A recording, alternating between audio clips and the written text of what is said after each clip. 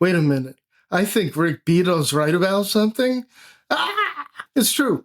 I think Rick Beato, and yeah, I know how to pronounce his name, he put out a video last week about AI in music, and I think it's one of the best things he's done. He pulls up a lot of the most recent AI programs, the software, including Suno, and he generates tracks in real time. He listens to other stuff, and it's kind of scary. Although the AI generated hard rock, heavy, whatever, is pretty laughable.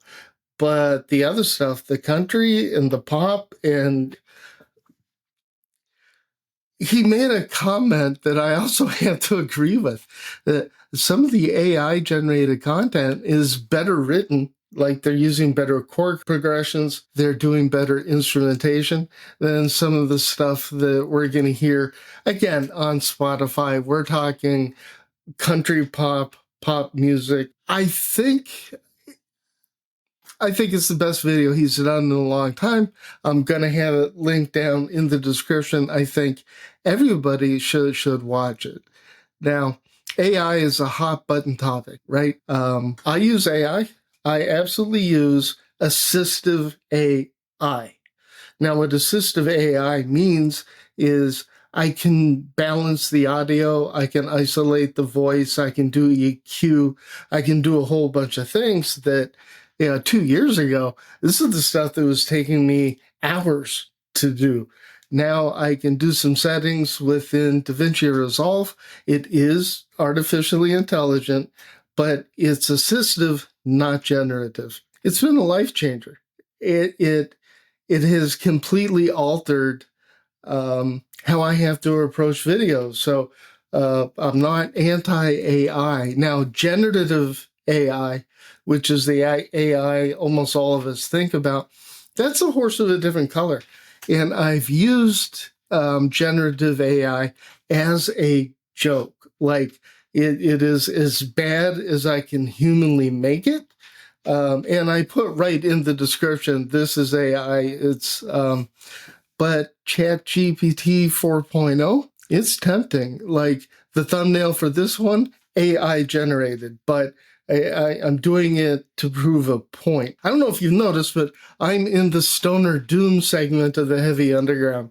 And there is a fierce dedication towards a DIY ethos, keeping things, for the most part, as clean and as natural and as human as possible, even though, honestly, I take exception with that definition a little bit. I don't want to call out too many bands here today, but especially on the sludgier side of things, there's a lot of processing involved.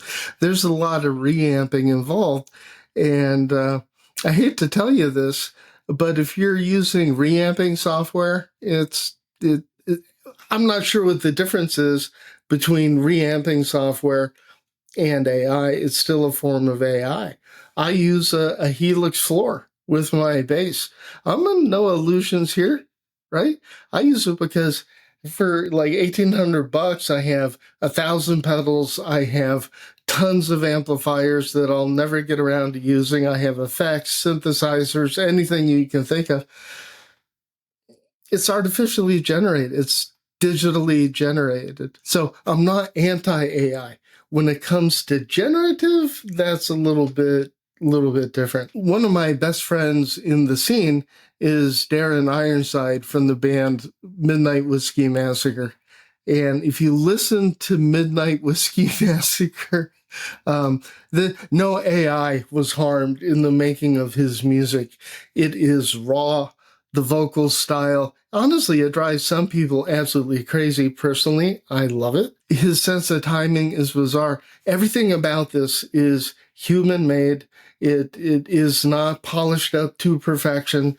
However, with his latest release, Satan's Grin, he put out some videos that are, well, they're AI. You'll hear, and the truth you've come to fear. They said everything would work out fine. Now you'll have to enjoy the decline, around for the good times.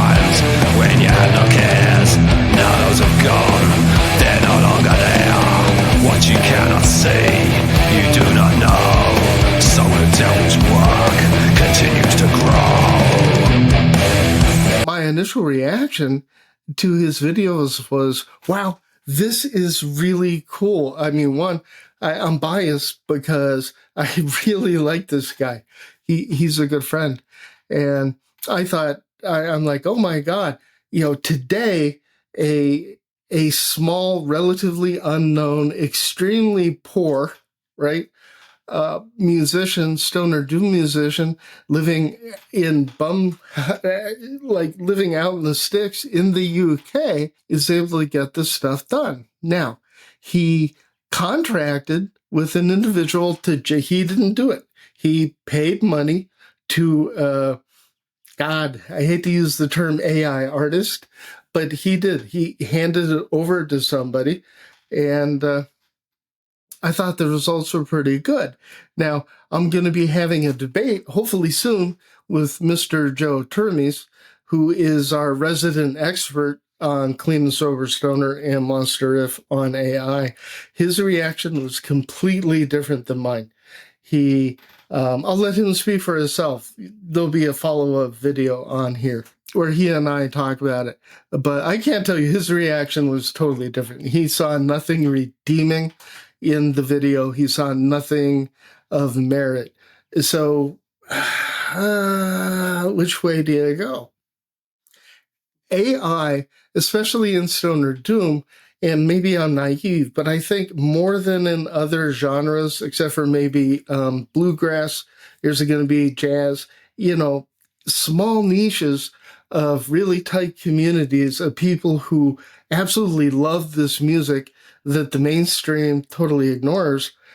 We have really strong reactions. I mean, check out this reaction from Sunil Singh, who is a very respected reviewer. He's the author of Sonic Seducer.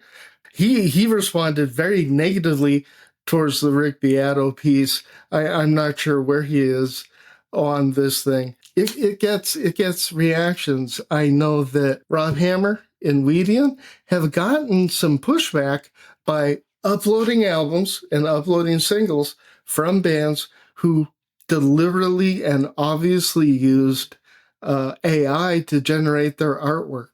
And it's a volatile situation. We all have huge opinions on this.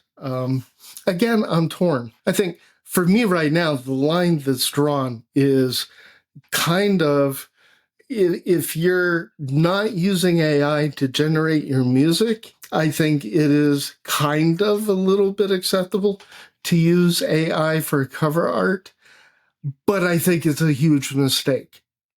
I think it goes against the ethos. It goes against the history. It goes kind of against the tradition. And I know what I sound like right now when I say that. So I'm not a fanatic. I don't boycott bands who use AI for the artwork. However, as S. Patrick Brooks pointed out when he and I did our very fun, I hope to have him again, our Monster Riff Radar for March, Blue Heron, they didn't use AI. It was basically a picture, and then they did it, and it like creativity. To me, Stoner Doom screams creativity, not necessarily originality, okay? Some people are re-recording Sleep albums over and over again, and I love that. So please, more. Phil McKenty, do we really need more riffs? Yes, we need more riffs. I love that stuff. But it has a very DIY, do-it-yourself, almost a punk rock, hardcore rock aesthetic to it. And if you're in a band and you're like, oh, this is the coolest album cover we could ever generate, and you put it up there, it's a great album, and it doesn't track on the Doom charts. It should, by all rights. It doesn't. I think AI is probably hurting you more than it's helping you. And as much as social media is all about hot takes and flaming wars, I think the overwhelming majority simply quietly and on their own tune out. So I'm not ready to blast, put the AI generated bands on, especially not the small ones. but Greenleaf turned some heads with their album cover, and I don't think the album did as well as it could have. I don't think there's a legitimate reason to use AI. I think, you know what the Stoner Doom community would respond to is like, I have no idea what to put on this album. How about just a live picture of the band? How about a picture of the band in the backyard? Go full black metal, put on corpse paint, stand out there and go, okay, don't do that. Don't do that. I think we're at a crossroads, and AI is here. And I think we really need to start assessing, what does this mean for the community? What is acceptable? If nothing else, I wish bands would really think through the message that they're sending. On the one hand, they recorded this album live with very minimal overdubs, and the tom-toms actually smell like the tom-toms actually smell. The tom-toms actually sound like tom-toms. The hi-hats sound like hi-hats. That bass sounds like it is being pushed through an oversaturated Ampeg amp at full volume.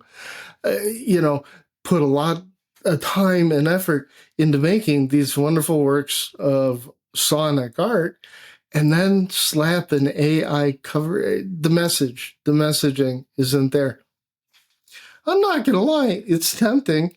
I'm sure Chappy GPT 4.0 can do a much better job on thumbnails. I mean, seriously, have you ever looked at my thumbnails? They're not always that great, but they are DIY. And this channel is DIY. I do the majority of the writing. I do the recording. I do the editing. I do the posting. I write the descriptions. I do everything here.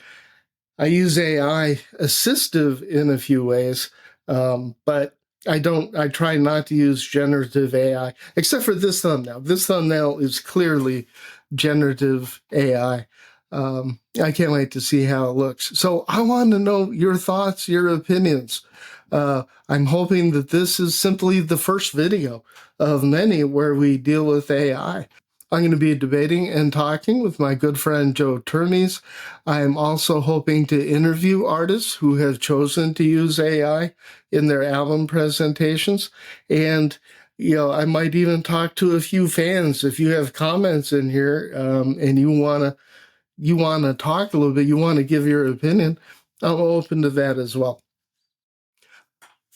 I'm trying to avoid the hot topic, the clickbait type stuff. I've done it a few times, usually surrounding Rick Beato, Anthony Fantano, and Finn McKenty. So, I need the channel to survive and attract new people. But I'm not doing hot takes for hot take's sake. When I do, it's with a sense of humor. It's usually ironic. Now, I do have a membership area that I have quietly launched, which is going to have some of our heavier, more controversial material. And we're even going to have material where guys in bands with the history of drug addiction and recovery talk about their experience in drug addiction and recovery. So please, be sure to like, be sure to subscribe. If you want to support the channel for $1.99 a month and get access to exclusive content, hit our membership. Most of all, kind of keep it cool in the comments, right? I don't want flame wars here. That's what the membership area is for. I don't want a flame war. But I think it's time we have a serious talk about AI in Stoner Doom and the Heavy Underground. And I'd like that conversation to start now. So stay tuned, and we'll see what happens.